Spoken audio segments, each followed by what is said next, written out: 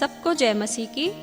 भाई और बहनों, अगर आप बहुत निराश हैं, हताश हैं और दुखी हैं तो आप इस ऑडियो को ज़रूर सुनें।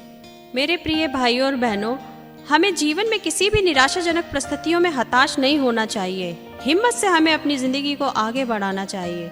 अगर हम परमेश्वर पर भरोसा रखें और उसकी आज्ञाओं को मानें तो हमें ऊपर उठने से कोई भी नहीं रोक सकता। और यह उदाहरण हम यूसुफ के जीवन से सीखेंगे, जो उत्पत्ति रचित पुस्तक उसके 37वें, 39वें और 40वें अध्याय में देखने को मिलता है।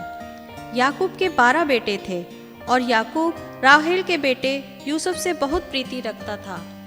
इस कारण से उसके बाकी भाई उससे जलन रखते थे और यूसुफ से ठीक से बात भी नहीं करते थे। एक दिन जब यूसुफ ने अपना स्वप्न अपने भाइयों को बताया कि सूर्य, चंद्रमा और 11 तारे मुझे दंडवत कर रहे हैं, और इस स्वप्न का यह मतलब निकाला गया कि एक दिन यूसुफ के माता पिता और सभी भाई उसे दंडवत करेंगे, तो ऐसे सपनों को सुनने के बाद सभी भाई यूसुफ से और ज़्यादा ढा करने लगे और ज़्यादा जलन रखने लगे। एक दिन पिता याकूब ने यूसुफ से बोला कि जाओ और अपने भाइयों को शकेम में देखकर आ कि वे वहाँ कुशल से हैं। वे वहाँ अपनी भेड़ बकरियों को चराने गए हैं। तब यूसुफ अपने भाइयों से दोतान नामक जगह पर मिला। भाइयों ने उसे आते हुए देख उसे मार डालने का षड्यंत्र रचा और पहले उसे उठाकर एक सूखे गड्ढे में डाल दिया और फिर वहां से निकालकर मिधानी व्यापारियों को बेच दिया। व्यापारी यूसुफ को मिस्र लेकर गए और मिस्र में फिरौन के एक हाकिम पोतीपर को बेच दिया।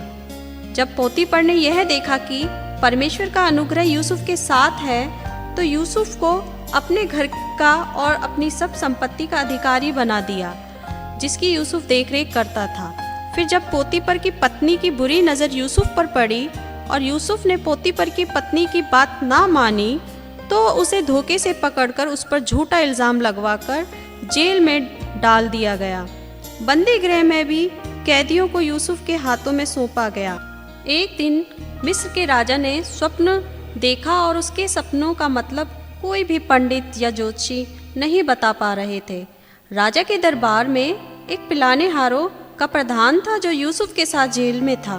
उसने राजा को बताया कि यूसुफ सपनों का अर्थ बता सकता है। तब दरबार में यूसुफ को बुलाया गया और परमेश्वर के अनुग्रह से यूसुफ ने राजा के सपनों का अर्थ बता दिया। फिरौन राजा ने यूसुफ को मिस्र देश का ऊपर अधिकारी बना दिया। भाइयों बहनों, यूसुफ की ज़िंदगी कहाँ थी? वह सूखे गड्ढे में डाला गया और परमेश्वर ने उसे मिस्र देश पर अधिकारी बना दिया। इस तरह अगर हम अपने परमेश्वर पर भरोसा रखें, उसकी आज्ञाओं को मानें, तो परमेश्वर हमें अपनी आशीषों को देंगे। हमारे लिए परमेश्वर की कल्पनाएं अलग हैं और वे हमारी कल्पनाओं से श्रेष्ठ हैं। इसलिए धीरज के साथ हम परमेश्वर से प्रार्थना करें, हमें उत्तर ज़रूर मिलेगा। आमीन।